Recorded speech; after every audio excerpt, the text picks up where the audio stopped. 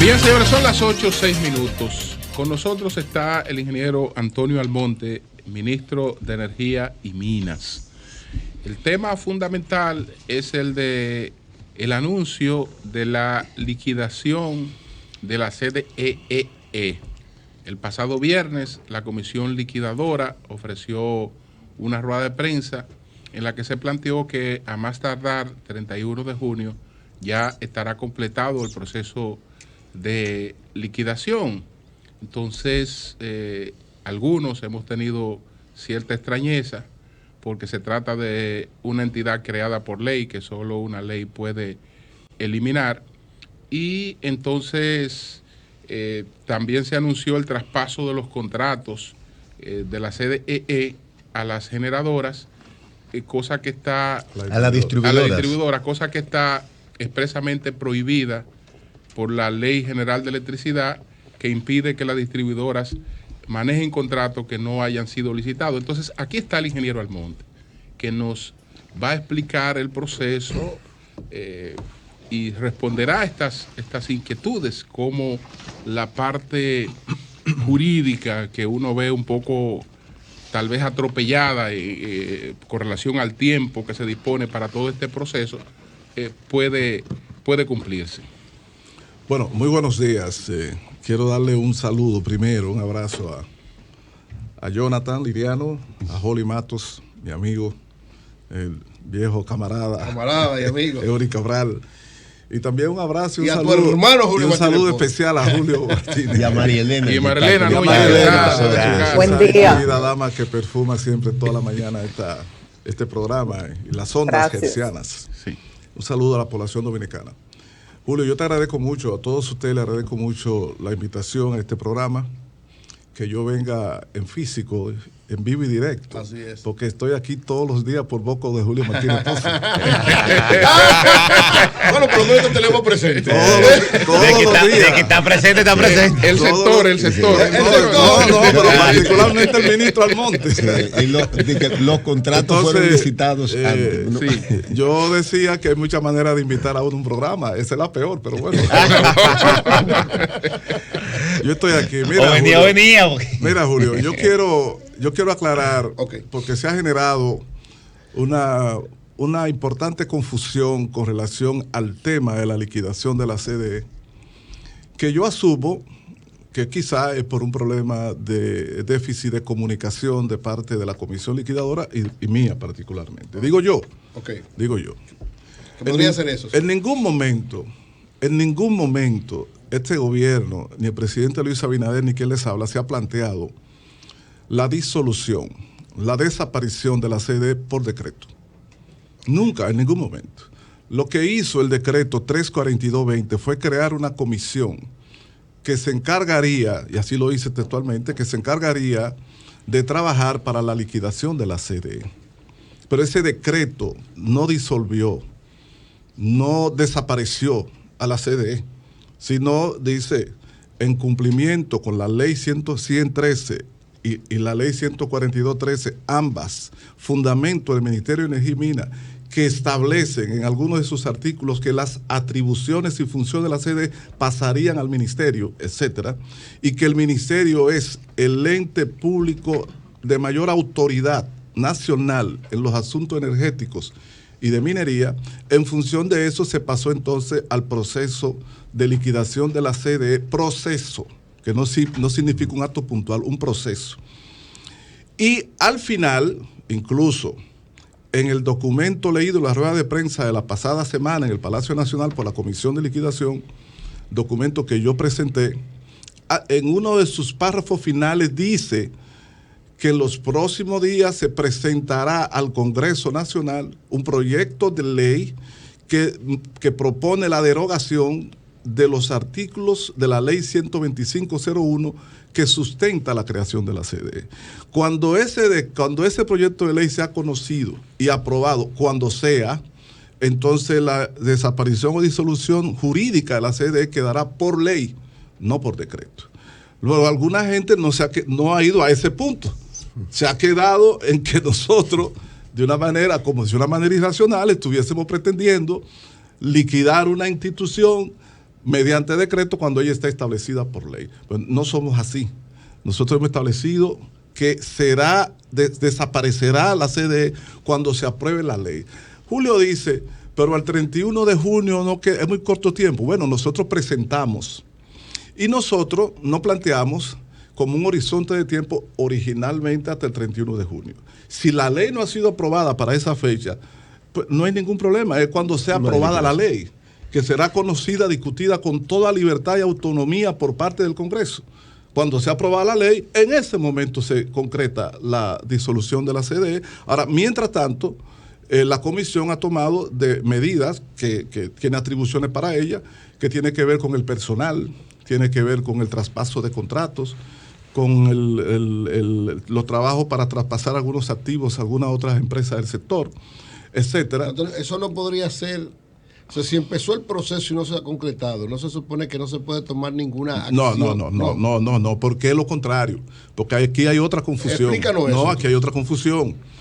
Yo he escuchado a gente y a gente que ha escrito que nosotros estamos usurpando responsabilidades de la CDE. Es lo contrario.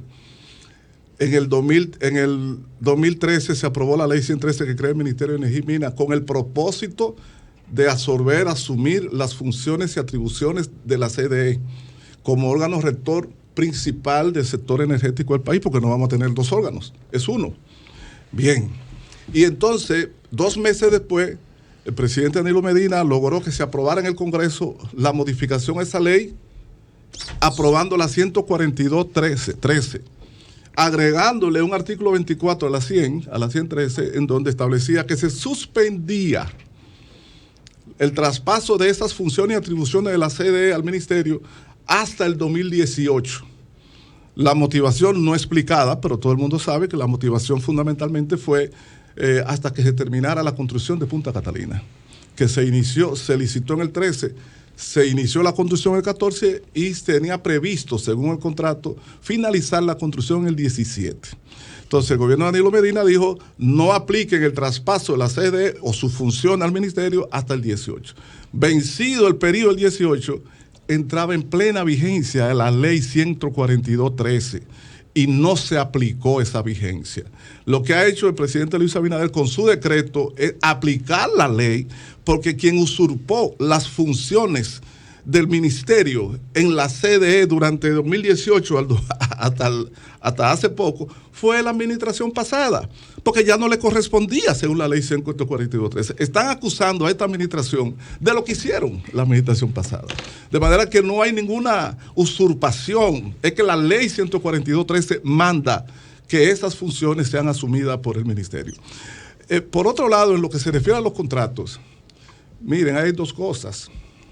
Los contratos, quien tiene que tener contrato de acuerdo a la ley 125.01, sobre todo en el artículo 110, bueno, y otros, son las empresas distribuidoras. En un esquema elemental de lo que se llama la organización de un mercado eléctrico en cualquier país del mundo. ¿Cuál es? ¿Cuál es el propósito de las reformas que se aplicaron en el mundo entero, incluyendo los desarrollados, no en América Latina, en Estados Unidos, en Inglaterra? Es crear un mercado eléctrico en donde los agentes básicos son y deben ser el que produce electricidad, que son los generadores, el que compra y distribuye, que son los distribuidores, el que planifica, que es el ministerio o la Comisión de Energía, y quien regula, que es la superintendencia. En ese mundo no cabe una corporación estatal o de cualquier tipo como había antes, que jugó un rol extraordinario, pero lo jugó.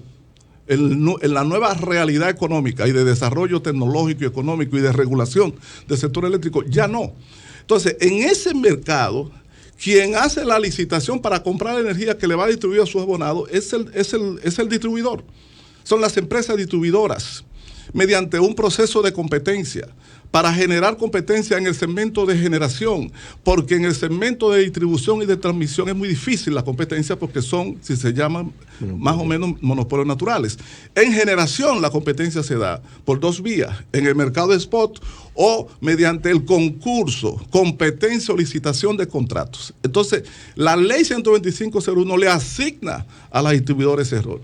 La presencia de la CDE le usurpó eso, en cierto sentido, porque la CDE firmó contratos, pero unos contratos que cuando usted ve, dice, ¿cuál es el sentido?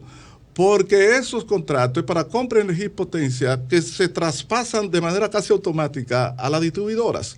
Y quien entonces paga la energía y la potencia del contratada son las empresas distribuidoras, las que la han estado pagando. Nosotros, con la transferencia de los contratos vigentes a la distribuidora, no estamos agregándole ningún centavo de costo adicional. Es que son las distribuidoras que están comprando la energía y pagando la energía a esos contratos desde cuando se firmaron. Hay un aspecto ahí para que usted no lo aclare, por favor. En primer lugar, cuando estamos hablando de traspaso de funciones de la CDE al ministerio, tenemos entendido que son las funciones de rectora, pero lo que tiene que ver ya con la condición de administradora de los activos del Estado en el sector eléctrico, por lo menos el artículo 138 es categórico en que esa es una función exclusiva de la CDE. Eso por una parte, en eso, no en todo lo que tenía la CDE de rectoría que la limita a una institución, a una empresa específica que administra esas acciones. Porque usted mismo decía recientemente, ministro. Mire, el artículo 138 lo que establece es que la CDE liderará las empresas del sector eléctrico. Eso dice el artículo 138 de la ley 125.01. Cosa bastante ambigua, por una razón muy sencilla. Esa misma ley en el 2001, en el mismo artículo, en los párrafos siguientes, habla de que las empresas... ministro, agrégale una palabrita, liderar y coordinar. Yo lo tengo aquí el artículo. Liderar y coordinar. Perfecto. Ahora, para liderar y coordinar hay que existir. Pero ¿cuáles empresas del sector eléctrico? En el 2001, cuando se aprueba la ley 138. Porque las distribuidoras habían sido privatizadas. Entonces eran gestionadas por los propietarios privados. Las empresas hidroeléctricas y ETED, la misma ley decía que tenía que establecerse como empresa autónoma con capital personal con personalidad propia y patrimonio. Entonces ellos iban a funcionar como empresas independientes. ¿Cuál era la que quedaba? Fue una designación bien aérea lo de que la CDE irá a empresa. ¿Cuál empresa? Si las distribuidoras se fueron. Y ETED y EGI iban a pasar a ser, según mandato de esa ley, empresas independientes. Por eso fue una designación. Pero además, esa ley no le creó a la CDE en ese momento 2001 personalidad jurídica propia. Personería jurídica propia. No le creó.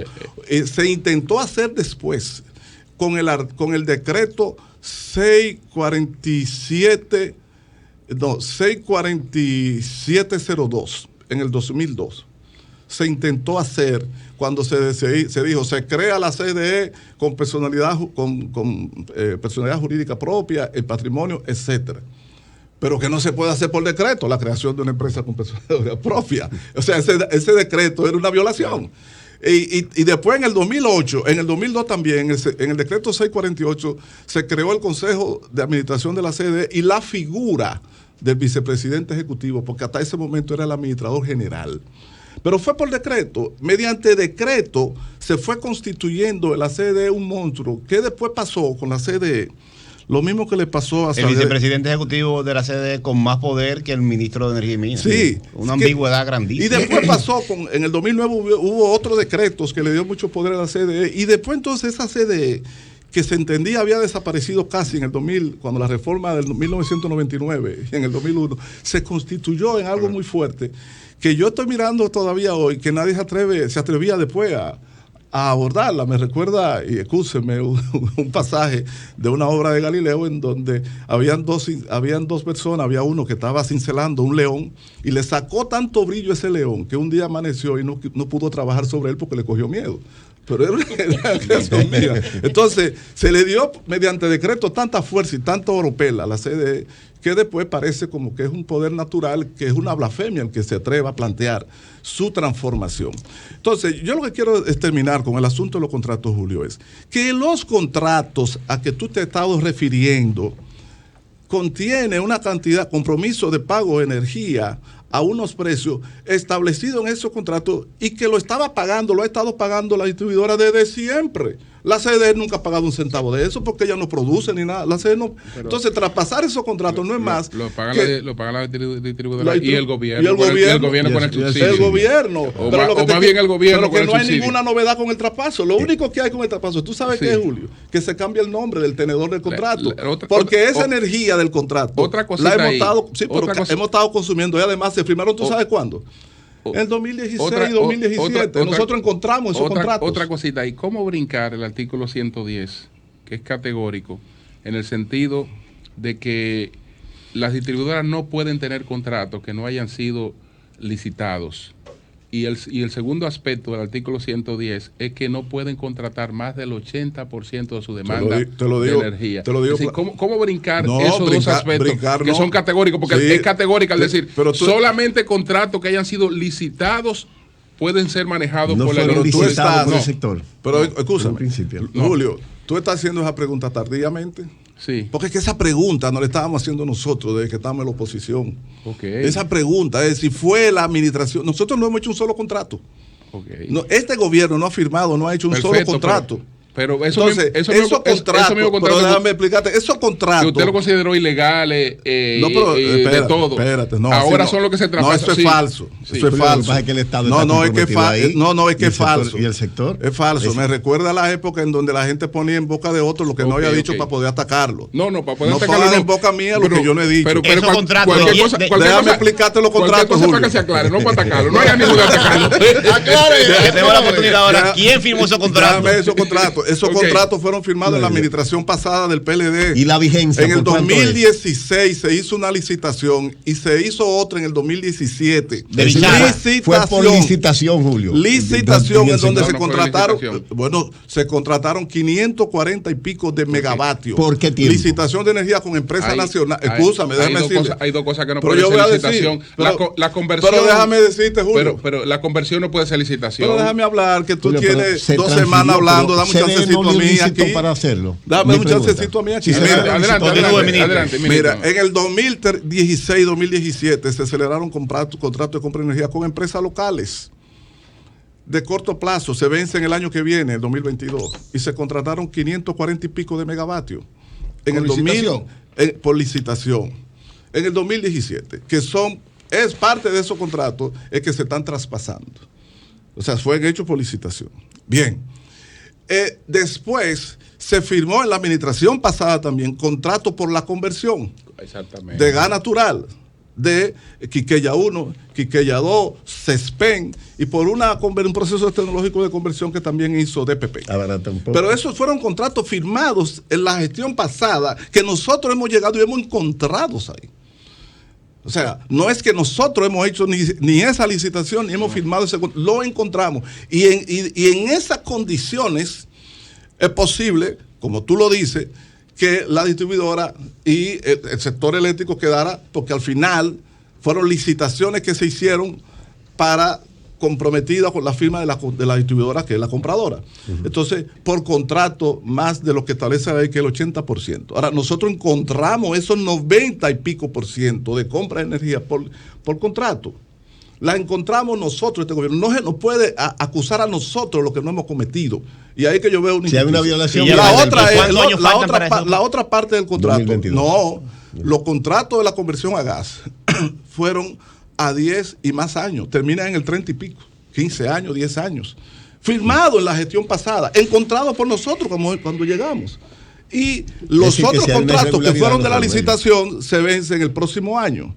Ahora, hay otros contratos que son lo de las renovables, que también fueron firmados en la administración pasada, en base a la política de incentivo, etcétera, etcétera. ¿Qué es lo que estamos haciendo nosotros? Los contratos firmados en la administración pasada por la CDE, tras pasarle esos contratos con la anuencia de los contratados, es decir, de las empresas, pasarlo a la distribuidora con el mismo precio. Los mismos contratos que no se traspasaron porque la ley lo impedía. Con el mismo precio. Estaba en manos de la CDE porque impedía que la distribuidora lo tuviera, porque la ley lo impide. La ley no impide. La ley no impedía que el contrato, la licitación pasaran a manos de la CDE, de la distribuidora. Es lo contrario.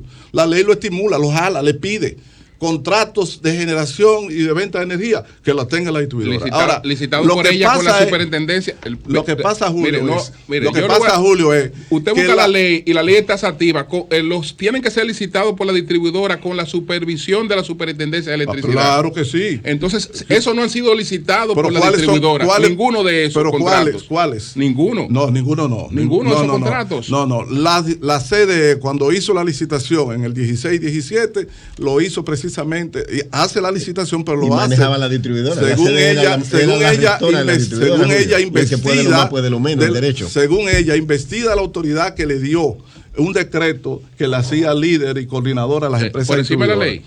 Por encima de la ley. Es que por encima de la ley fue que se manejó en gran medida la CDE y la gestión entonces pasada. ellos violaron la ley y vamos a meterle más violaciones a la ley. No, lo que estamos haciendo es aplicando la ley y se va a liquidar pasando los contratos a la distribuidora. Ahora yo te pregunto a ti, la liquidación. ¿qué implicaciones tiene? Porque lo que estamos es pasando los contratos para que la relación entre el que compra y el que vende sea bilateral, directa. Y no incluye ni un centavo, porque yo he escuchado decir que esos contratos que tienen precio elevado van a contribuir a la quiebra de la distribuidora. La distribuidora van a comprar energía al mismo precio que le estaban comprando de hace años. Ese traspaso de los contratos no significa aumento de precio.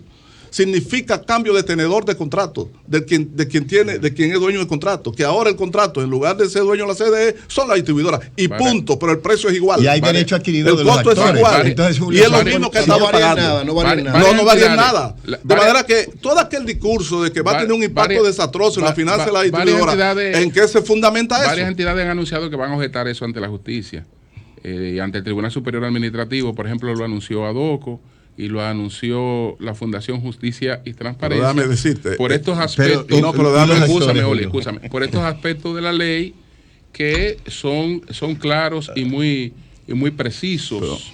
Porque hasta ahora usted y yo no tenemos diferencia. Lo que pasa es que tenemos una lectura distinta de las cosas, porque si yo tengo una ley que me dice que la CDE es la que tiene que liderar el sector, entonces no puede liderar energía y minas. Pero la sede está por debajo de energía y minas. El Ministerio de Energía y Minas no es verdad. Tú te quedaste nada más en la ley. No es verdad. Espérate. Hay una ley. Julio, la Ley General de Electricidad no establece eso. Julio, tú te has quedado en la ley 125, que es 2001, pero existe la ley 113, que es 2013. La ley 142 modificó algunos aspectos, pero ese aspecto no. Establece que la máxima autoridad del sector regulador, eléctrico, pero no puede ser parte ni tener empresa, ni estar en empresa tampoco. ¿Es qué? El ingeniero, el ministerio, como rector, y usted lo dijo. Usted dijo que Punta Catalina. Esa es la razón. Esa es la razón. Cada empresa opera de manera autónoma. Ese es el trabajo que está haciendo la Comisión de Liquidación. Ingeniero Almonte, gracias. Sí hay que aclarar que la constitución del ministerio le da el liderazgo al ministerio del sector energético. Claro, eso es lo que... Y lo dice la director, pero como empresa. No, pero el ministerio no es ninguna empresa. El ministerio no es ninguna empresa, porque también esa es una manipulación que se está haciendo el tema. Pero usted está al frente de una empresa, usted es jefe del consejo de administración de una empresa. Y ministro a la vez. Espérese. Yo soy presidente ex oficio honorífico del Consejo de Administración, pero el vicepresidente ejecutivo, es el vicepresidente ejecutivo, que es Andrés Atacio. Por mi condición de participar en ese Consejo de Administración, yo ni cobro un sueldo, ni tengo vehículo, ni un galón de gasolina, ni dieta. O sea, yo no recibo nada. La parte taxativa es que esa es una empresa y usted está presidiendo una empresa. Y ese no es el rol del ministerio. No presido ninguna empresa, no tengo ningún rol ejecutivo en ninguna empresa. Pero usted es el presidente del consejo de esa empresa. El presidente que usted no cobre no quiere decir que usted no sea pero el presidente honorífico es oficio. Pero es el presidente. Pero escúchame. Pero el ministro de Hacienda es presidente del consejo, participa en el consejo del Banco de Reserva, que es una empresa también. Y eso no es ahora, eso es viejo. Sí, es cierto. Es decir, no tengo funciones ejecutivas en el consejo. La función ejecutiva la tiene Andrés Atacio, que es el vicepresidente ejecutivo. Todas las empresas, todas las entidades públicas del sector eléctrico están adscritas al Ministerio de Energía y Minas. Que estén adscritas no quiere decir que sean dependientes directos, ni que el ministro de Energía y Minas tenga derecho a ir, por ejemplo, a una distribuidora o empresa de transmisión y tomar ninguna decisión, porque no tengo responsabilidad ejecutiva. Sencillamente soy un hacedor de política y un servidor y un tutor de las empresas. La nueva ley, nosotros no tenemos ninguna responsabilidad empresarial. La nueva ley no establece que tú o el ministro puede ser parte de esas nuevas estructuras que se crean o taxativamente lo impide? No lo impide. La nueva ley no se refiere a eso. La nueva ley lo que se refiere a la ley 113, tú dices la que va, sí, la que se va a proponer. No, una y otra. O sea, primero para la actualidad. La actualización. La ley que se va a proponer es una ley que tiene que respetar y va a respetar rigurosamente el ordenamiento jurídico dominicano. La ley de función. ¿Y seguirá el ministro siendo el presidente del Consejo? Sí, ese tema no lo toca. Porque es un tema que incluso puede cambiar mañana si el presidente hace un decreto y dice no va a ser ministro, va a ser otro. La presidencia del Consejo no es un tema que tiene importancia. Usted no tiene ninguna. Usted como ministro en ese consejo no tiene ninguna. No tengo. Usted no ni discute nada. No. ¿Cuál es su función entonces en el consejo? No, fíjate. Para que aclaremos. La función del presidente de un consejo. No.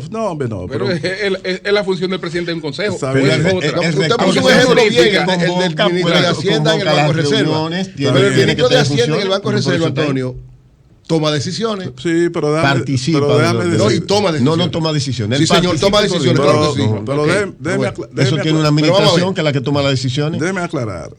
El tema básico que yo quiero que quede claro, yo voy a tocar ese punto. Sí. El tema básico que yo quiero que quede claro es que los contratos que se están traspasando en este proceso, y que incluyo ya muchos de ellos han escrito cartas a los empresarios que están de acuerdo y no tienen ninguna objeción. Okay. Y los contratos que corresponden a las renovables tampoco tienen ninguna objeción. O sea, que no hay problema con eso. No, el problema lo he escuchado yo en alguna gente que lo dice, pero no hay problema, porque sus derechos están garantizados. Y las distribuidoras no tienen impacto de un centavo en eso, porque es la energía que han estado pagando hace mucho. Ni cambia condiciones ni aumenta. No, nada de eso. Lo único que cambia es el nombre del dueño del contrato, que van a ser la distribuidora. Entonces, eso no tiene ningún impacto en ese sentido económico, porque no va a pasar nada económicamente que no estuviera pasando ya. Que alguna gente ha dicho, bueno, pero tú has dicho que esos contratos tienen elevado precio. Yo he dicho que esos contratos, algunos de ellos, puede ser que tengan unos precios superiores a lo que las distribuidoras puedan conseguir. Ahora, eso no significa que este gobierno va a llegar el 16 de agosto y el 17 va a decirle a las empresas que tienen, con los que tienen contrato, no, yo no conozco ninguno de esos contratos, porque hay derechos adquiridos. Nosotros tenemos que respetar eso e iniciar un proceso futuro posible de algún cambio de algunas condiciones, pero nosotros no somos locos y tenemos que respetar ese orden y esa situación. Marlena, Oli, Jonathan. Sobre lo del consejo. Sí, y sobre lo del consejo. El Consejo Unificado de Administración es un esfuerzo que ha hecho el presidente por ver cómo, en primer lugar, unifica la gestión de las empresas distribuidoras. Tenemos 3 empresas distribuidoras con una política y una estrategia de compras, por ejemplo, y suministro, cada una diferente, y con unos sistemas diferentes para hacer lo mismo. Nosotros estamos tratando, por ejemplo, nosotros lanzamos una licitación recientemente, una licitación para la compra de equipamientos, etcétera, a la empresa distribuidora, consolidada, a ver si se consigue mejores precios.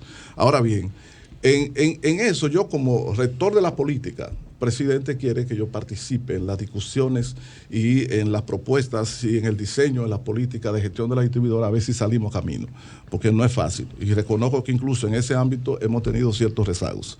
Pero el vicepresidente ejecutivo de la distribuidora, el que toma decisiones, el que participa, por ejemplo, hoy anda para el este, en una reunión con todas las regionales del este, del este, es el vicepresidente ejecutivo Andrés Atasio. Yo participo en el consejo, hago mi propuesta, hago mi planteamiento, etcétera, pero no realizo, propiamente hablando, ninguna labor ejecutiva empresarial. Eso es todo. De manera, ahora, si se quiere de ahí sacar otra cosa, bueno, ¿qué yo voy a decir? Pero la ley que faculta a la CDE y a la Comisión Liquidadora de la CDE para hacer lo que se está haciendo es la ley 142-13, basada también, que modifica la ley 113, que establece al Ministerio de Energía y Minas como la máxima autoridad en el área de minas y en electricidad. No pueden haber 2 autoridades. La CDE jugó su rol, pero el país creció a un punto tal que ya no es necesaria. Lo necesario es son empresas distribuidoras fuertes y saneadas, empresas de transmisión fuerte, hidroeléctrica fuerte, regulación a través de la superintendencia y una estructura hacedora de políticas y de planes de expansión, de desarrollo y de representación, que es el Ministerio de Energía y Minas.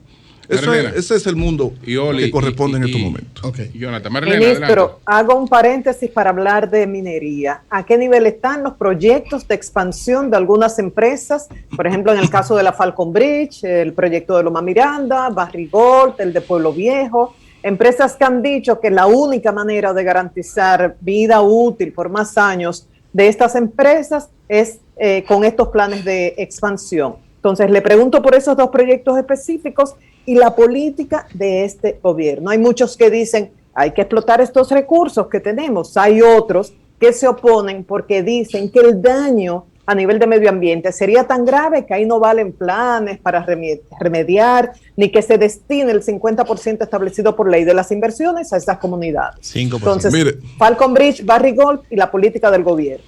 Mire, yo puedo decirle, y muchas gracias por la pregunta, que el compromiso principal de este gobierno es con la preservación del medio ambiente, la vida y los derechos de las comunidades. Ahora bien, este gobierno también dice que seguirá apoyando todo proyecto de explotación minera, siempre y cuando estos proyectos se garanticen que no se producirán daños irreversibles, daños, digamos, inaceptables en el ecosistema. No hay contradicción en esos dos planteamientos que he hecho. Lo otro es plantearse la no minería en absoluto o la minería irresponsable y depredadora. El gobierno ha dicho no, ni una cosa ni la otra. Respaldamos, promovemos la explotación de los recursos mineros y la riqueza minera que está en el subsuelo y a flor de tierra en República Dominicana. Ahora, esta explotación tiene que hacerse de una manera responsable con el medio ambiente. ¿Y de qué manera usted determina la responsabilidad con relación al ecosistema, el medio ambiente? Basado en lo que le diga la investigación, la evaluación científico-técnica que se expresa en estudio de impacto ambiental, que es lo que se hace en todo el mundo. No hay otra manera, lo otro es subjetividad, presunción, me parece, yo creo, dicen. Entonces, lo primero que tiene que establecerse, como establece la ley, el ordenamiento jurídico aquí respecto al medio ambiente es bastante funcional. La ley establece claramente, usted quiere hacer una presa de cola, tiene que hacer un estudio de impacto ambiental.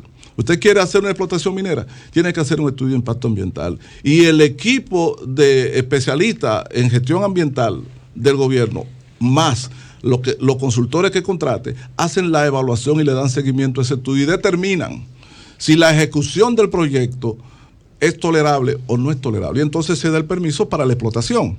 Pero tiene que hacer primero el estudio de impacto ambiental. Lo demás es subjetividad.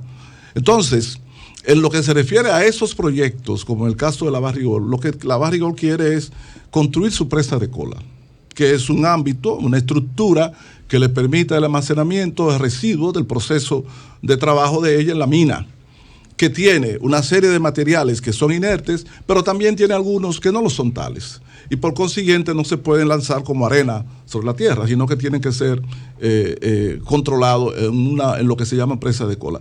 Ellos están proponiendo, le parece conveniente hacerlo en un área que se llama Cuance, en Yamasá. Nosotros hemos planteado que evalúen también otras áreas. Ellos tienen varias opciones, pero las demás opciones no son opciones según ellos. Entonces, la comunidad de Cuance, la comunidad de Yamasá, digamos que sectores de esas comunidades se oponen a eso. Lo que estamos nosotros es en discusión y evaluación con la empresa y con la comunidad también, a ver cómo buscamos una solución que se base en las proyecciones de impacto de estudio de impacto ambiental. Se ha desarrollado algunos sectores una especie de animadversión con relación a la minería, no en todo, yo creo que la mayoría de la población está de acuerdo, pero hay algunos sectores, y yo he planteado y planteo, ningún país del mundo se ha planteado como solución a nada anular la minería por completo, e incluso las naciones gobernadas por los gobiernos o los líderes políticos más progresistas, como Correa, como Evo Morales, para citar dos, la minería creció a niveles, la producción en dinero de la minera en la Bolivia de Evo creció en más de 560% de 2007 a 2017. En 2004, algo así. Sí. Va de 560% según informe de la CEPAL. Y el Ecuador de Correa fue en el 2013 declarado el 6º país más atractivo en inversión extranjera para minería. ¿De qué se trata? ¿De que eran depredadores? No, de la conjugación, de la extracción de la riqueza que le pudiera permitir a trabajar y ampliar los trabajos de asistencia social, pero haciéndolo cumpliendo con los estudios de impacto ambiental y la preservación del medio ambiente. Eso es lo que corresponde a República Dominicana. Yo creo que aquí este es un debate que tiene que ampliarse, tiene que ejercerse, y el gobierno, repito, va a impulsar, va a promover el respeto a la aplicación de la ley, de que las empresas tengan derecho a hacer su estudio de impacto ambiental, que presenten los resultados, y las decisiones que se tomen deben de ser las que correspondan a la integridad del ecosistema y a los intereses nacionales. Pero no estamos de acuerdo con posiciones radicales ni de un lado ni de otro. Mira, aquí tenemos una mina de oro ya confirmada con una reserva de oro muy importante en Romero, San Juan de la Maguana, pero no se ha podido todavía pasar porque el gobierno pasado bloqueó, impidió el proceso de completar el proceso de la concesión definitiva y derecho a explotación, y nosotros estamos tratando de ver de qué manera eso se evalúa para echar hacia adelante. Lo mismo sucede con Unigol, que también es otra mina que tiene oro, y hay otros yacimientos. Yo pienso, y lo de Loma Miranda insiste, la Falcon Bridge. Hasta ahora no. Y lo de Loma Miranda es otra cosa. Loma Miranda tiene un impacto muy, muy relevante, y el gobierno muy claramente a través del medio ambiente expresó el rechazo a esa pretensión de la Falcon Bridge en Loma Miranda. Nosotros tratamos de ver cómo se conjugan el derecho y los intereses del impacto ambiental, de la preservación del medio ambiente con la explotación de minas en República Dominicana. Oli. Sí, ministro, hace un par de meses escuchamos el tema de la licitación de plantas a gas. ¿En qué va eso? Sobre todo para la región norte o el noroeste, el tema de Manzanillo.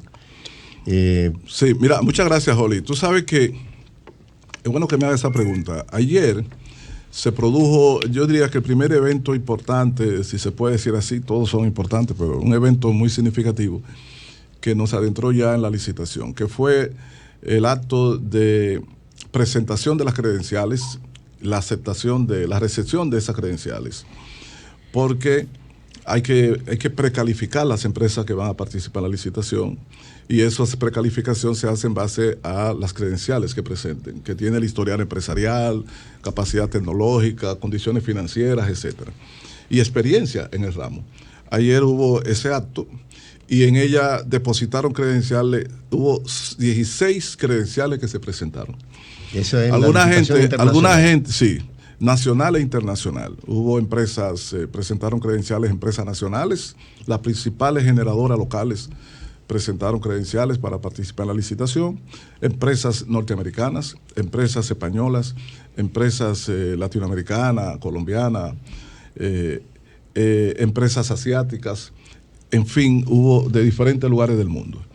Alguna gente ha dicho, bueno, pero se había hablado de que 66 empresas habían expresado interés y se habían inscrito, retirado y pagado los pliegos de condiciones técnicas. Eso fue cierto. Pero eso no significaba que esas 66 empresas individuales iba a ser el mismo número que iba a participar. ¿Por qué? Porque muchas de esas empresas se consorcian, es decir, crean consorcio entre ellas mismas. Por ejemplo, entre las que participaron ayer y entregaron credenciales, hay muchas credenciales que corresponden a 5 empresas diferentes, que son de esas 66. Porque como el proyecto es muy grande, de 2 plantas de 400 megavatios netos mínimo cada una y una terminal de gas, eso es mucho capital y requiere diferente expertise. Entonces las empresas tienden a asociarse, y cuando presenta credencial, el número de credenciales es menor que el número de empresas, pero cuando tú descompones los consorcios y las asociaciones, va a dar un número muy mayor de empresas. O sea, ciertamente manifestaron interés esas 60 y pico de empresas, pero entre ellas también hay empresas que lo que son es vendedoras de equipos, como la Siemens, que se inscribió, la General Electric, Mitsubishi, que venden equipos y compran las credenciales y se inscriben y compran los pliegos técnicos para hacerle oferta a los eventuales constructores de plantas. Y también hay empresas que su especialidad es construir plantas. Y entonces también tienen conocer las condiciones técnicas que se licitan. Entonces, al final queda un grupo que es mayoritario, pero queda un grupo que es el que tiene interés en invertir para construir la planta. Y ellas tienen diferentes estrategias. Entre ellas es asociarse y formar consorcio. Como por ejemplo Odebrecht, aquí. Estrella, Odebrecht y Telibón, las tres se unieron y hicieron una sola oferta, pero eran 3 empresas. Entonces, esas 16 ofertas que nosotros recibimos, estamos muy contentos. Primero porque todo el proceso fue limpio, transparente, tranquilo. Ellas expresaron respaldo. Y en segundo lugar, porque los nombres de cada una de esas empresas les revelan a uno calidad, experiencia, etc. Son empresas prestigiosas, con experiencia, tanto las nacionales como las extranjeras, norteamericanas, europeas que participaron y las asiáticas. Eso dice que arranca con buen pie. ¿Cuándo tendremos resultados? Bueno, el lunes se inicia la evaluación de las credenciales por un comité de peritos para ello. Y entonces cuando termine la evaluación de credenciales daremos a conocer quiénes precalificaron. Porque puede ser que precalifiquen la 16 o puede que precalifiquen un número menor. Yo no sé, depende. Y entonces después, esas que precalifiquen van a pasar a la fase de presentación de la oferta económica y la oferta técnica. Y entonces en la evaluación de esa oferta técnica y económica viene una calificación final. ¿De qué inversión estamos hablando aproximadamente? Yo no tengo el número así porque no hemos entrado en eso, es mucho más, es más de $1,000 millones, es casi seguro, porque hay que construir una terminal de gasífera de mucha capacidad y hay que construir 2 plantas también. Entonces, ¿dónde va a ser? Es en Manzanillo, en un terreno propiedad de la CDE, propiedad del Estado Dominicano. La Superintendencia de Electricidad tiene una esquinita ahí en ese proceso. La Superintendencia es la supervisora del proceso. Porque la ley a la Superintendencia de Electricidad que le da esa facultad. Cuidado con Julio. Julio conoce porque la ley es la Superintendencia de Electricidad que le da esa facultad. La ley le da la facultad a la Superintendencia de supervisar las licitaciones. Okay. Y ella participó ayer ahí con una delegación, una delegación muy importante. Y las bases de la licitación que nosotros preparamos también fue trabajada por la propia superintendencia que hizo grandes contribuciones. Y en el comité de licitación que yo presido, todas las discusiones de ese comité participa una delegación. ¿En qué tiempo se prevé, Antonio? Bueno, la verdad es que este proceso estimamos que va a terminar muy probablemente en enero. Digo, la construcción de la presa. La construcción no creo que pase de 3 años. Es más rápido. Ministro, cuando... ¿Tú sabes lo que significa eso? En el 2025, por ahí, pues podía ser. Y eso significa que cuando venga a terminarse, la demanda habrá crecido bastante. Sí. Porque yo he oído alguna gente dice, pero van a seguir manteniendo más del 80%. Bueno, fíjate que el año que viene, en el 2022, de los contratos actuales que fueron traspasados a la distribuidora, vencen 700 y pico de megavatios. El año que viene. De manera que el número de la cantidad por contrato que tendrá la distribuidora a la vuelta de 1 año y pico va a ser mucho menos del 90 que tiene hoy y posiblemente el 80. Entonces estaremos otra vez ahí, porque nosotros no vamos a contratar energía que no sea por licitación y en los términos que convenga. Correcto. Ministro, hace un tiempo escuché de usted varias de su visión y las reflexiones sobre el tema energético en República Dominicana cuando interactuábamos con los industriales de Herrera, que yo acompañaba al presidente de los industriales de Herrera. Así es. En su equipo y equipo técnico. Aquí en este país se ha anunciado muchísimo el fin de los apagones. Yo no quisiera preguntarle de eso, porque ya hay demasiada portada de periódicos de funcionarios anunciando el fin de los apagones, pero estamos en medio de una crisis y se supone que como la gente pasa más tiempo en la casa por el toque de queda y demás, nos gustaría que usted nos diga cuál es el nivel de servicio de energía que hemos tenido en lo que va de año, cómo está el servicio de energía a la población y la que se está consumiendo. Y segundo, el tema de las pérdidas que se está haciendo, Julio también lo mencionó en algunas de esas reflexiones, para reducir el nivel de pérdida, que es algo que se arrastra de hace muchos años, a pesar de las grandes inversiones que se han hecho con organismos internacionales como el BID para reducir las pérdidas técnicas y las pérdidas financieras. Tu planteamiento es muy muy importante y tiene que ver con lo que a la gente también le interesa. Claro. De la cosa que más interesa porque es la que vive. En primer lugar, con relación a los apagones, nosotros prácticamente en lo que se refiere a apagones financieros, que fueron los que más mortificaban y lo que más mortifica a la población, esos apagones que tienen que ver con no servir toda la electricidad que se demanda, porque las pérdidas le impedían a la distribuidora poder pagar a los generadores la factura corriente. Nosotros hemos tratado de mantener un nivel de abastecimiento que oscila entre 98 y 99% de la energía. Y por eso en grandes regiones del país la estabilidad de oferta de electricidad ha sido muy, muy, muy estable, muy buena.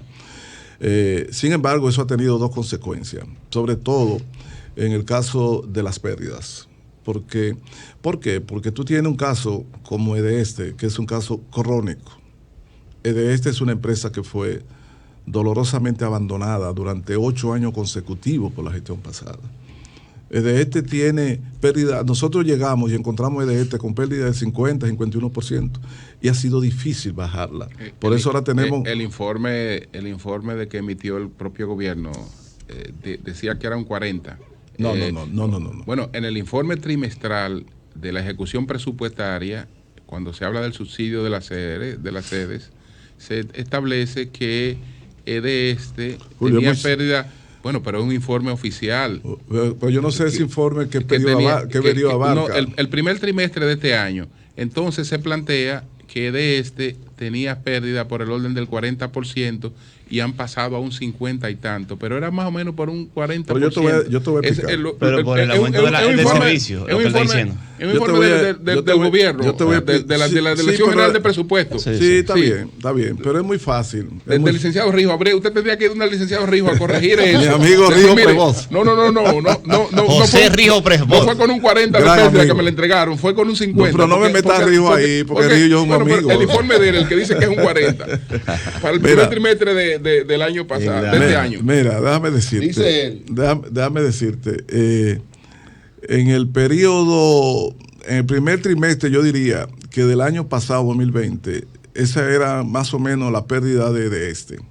Ahora, después de la pandemia que se desató en marzo, se agravaron las pérdidas en las 3 distribuidoras, por razones no tan difíciles de entender. Claro. Era difícil cobrar, había de facturar, había muchos problemas. Y entonces, cuando nosotros llegamos en agosto, las pérdidas de este andaban alrededor del 50%. Pero los números, uno entra a la página web de esas empresas y uno va a ver los datos, incluso eso están publicados, no hay ningún problema. Sí. El tema es que la pérdida, ahora, ¿por qué ha sido tan difícil? Que no se justifica. E incluso nosotros, yo quiero ratificar aquí, nosotros tenemos un plan de acción que ya se inició, que estamos convencidos de que a final de este año los indicadores tienen que ser diferentes. Déjame decirte, las pérdidas en el norte y el sur en los últimos meses han bajado de manera apreciable y apuntan hacia conseguir niveles muy cercanos al 20% y quizá menos con el paso de los meses. Ahora, en EDESTE, ¿cuál es el problema de EDESTE? EDESTE tiene, Julio, te voy a explicar. EDESTE tiene una base de datos de clientes que es casi el 50%, un poquito más, de los clientes o de los usuarios realmente conectados a sus redes. Yo estoy revelando algo muy importante, que en su momento será detallado. Los usuarios superan a los clientes. La EDESTE no tenía ni siquiera una base de datos de su cliente completa. Y eso... O sea, solo tenía la mitad de los clientes. Un poquito más de la mitad. Y eso significa que usted, dando más energía que la que daba antes, nosotros llevando un 98, 99%, colocando energía en esas redes, más energía se perdía y se pierde. Por eso, tan pronto hemos establecido de manera sostenida ese nivel de abastecimiento en EDESTE, que tiene niveles altísimos de pérdida, que encontramos nosotros con redes absolutamente ineficientes y con una falta de cientos de miles de medidores. En esa región, en esa concesión de este, mientras más energía tú ofreces, más energía se pierde. Y la empresa aparece como una botarate, es decir, que pierde energía. ¿La salida del administrador no tiene que ver con nada de eso? No tiene que ver con eso. Eso es otra cosa. Entonces, la estrategia de nosotros es una concentración, no sé si tú recuerdas en la izquierda aquello de lo mejor al campo. Sí, es una concentración de los mejores gerentes en EDE, incluso valiéndonos, vamos a utilizar técnicos nuestros que están en EDENorte y EDESur, que han estado haciendo un buen trabajo en reducción de pérdida, para que ayuden y colaboren en la estrategia de reducción de pérdida de este. Y también compra masiva de medidores para la instalación de medidores. Cambios gerenciales también a nivel de la comercialización, la gestión del cobro. O sea, la concentración fundamental en este resto de año del sector eléctrico gubernamental va a ser en revertir la situación de EDE. Porque reconocemos que hay entre tú y yo. Pero para que no cambie el tema. No, pero sobre ese mismo tema. Los medidores. No, sobre el presidente de la administración. Porque al tú darme todos esos datos, o al tú darnos a todo el país, todos esos datos de la ineficacia, de una serie de cosas, lo que encontraron, de la posibilidad. Como que nos choca un poquito pensar que la decisión del administrador no fuera fruto de esas tiene que ver con realidades. eso. Esas distorsiones que yo acabo de escribir se asentaron en EDE durante 8 años consecutivos de una gestión absolutamente abandonada.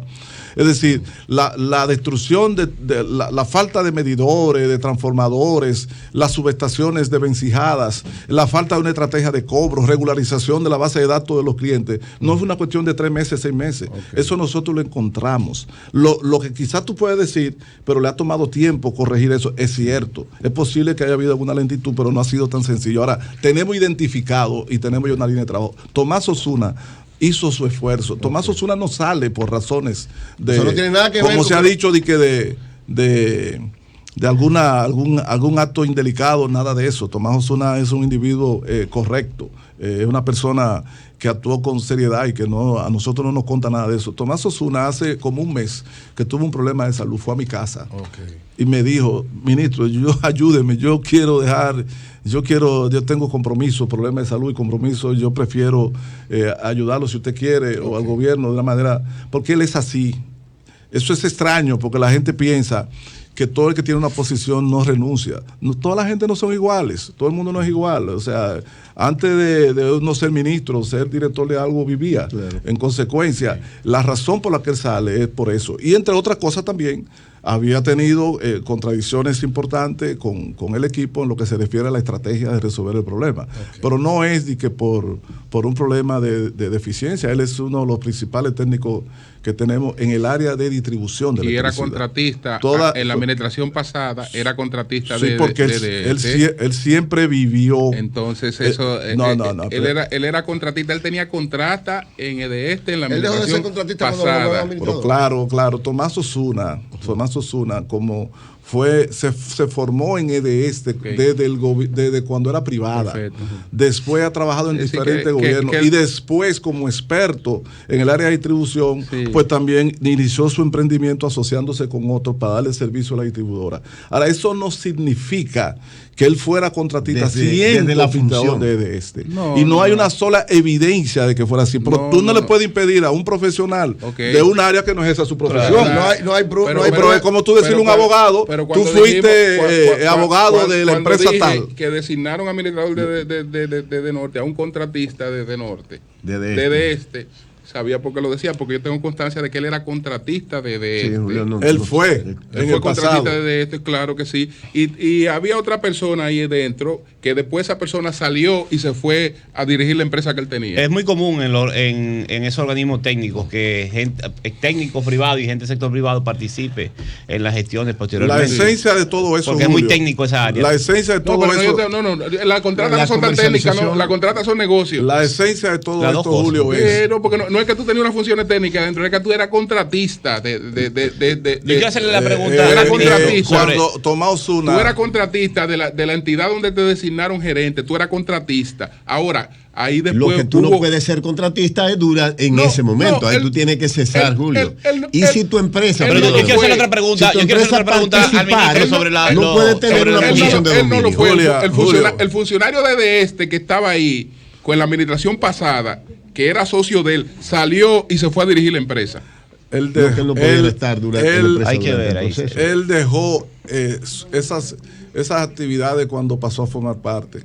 Claro. No hizo ningún acto que tuviera que ver con beneficiar a nadie en particular mientras dirigía y es él el que dice, quiero dejar esto. Sí. Lo que quiere decir que no había un interés. Ministro. Si hay alguna evidencia, porque si nosotros decimos que todo abogado que trabajara una vez, que fuera contratista una vez del Banco Central, no puede después traer el Banco Central, bueno, hay un problema. Ministro, en la Procuraduría. Ministro, me interesa mucho porque yo soy de esa zona, de Santo Domingo Este, y usted ha mencionado que había un problema serio en esa empresa distribuidora y había un problema también con la identificación, el registro y el seguimiento a los clientes, especialmente con el tema de los medidores. El tema con los medidores en la región este fue que nunca se contrataron para aplicarse, hubo un problema con la contratación de medidores. Hubo compra de medidores por una cantidad que no llegaron.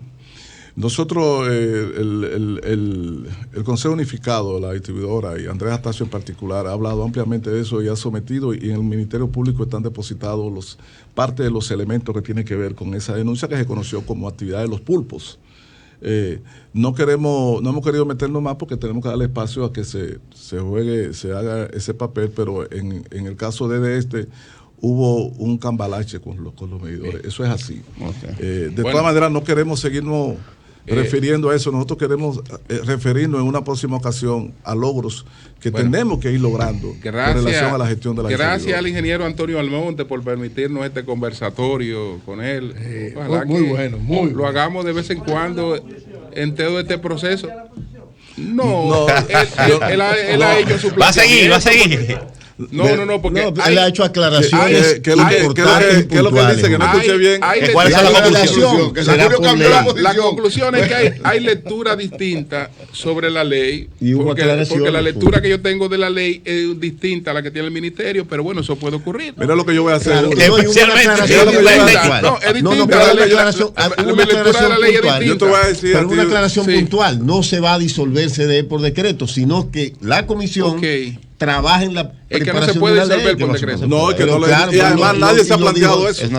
No sé por qué hacer eso. Esa es la aclaración yo creo más importante. Gracias al ingeniero Antonio Julio. Yo espero que no tarde 4 años para invitarme. Que no lo inviten así. Usted sabe que está abierta la invitación. Bueno, pues muchas gracias al ingeniero Almonte. Cambio y fuera.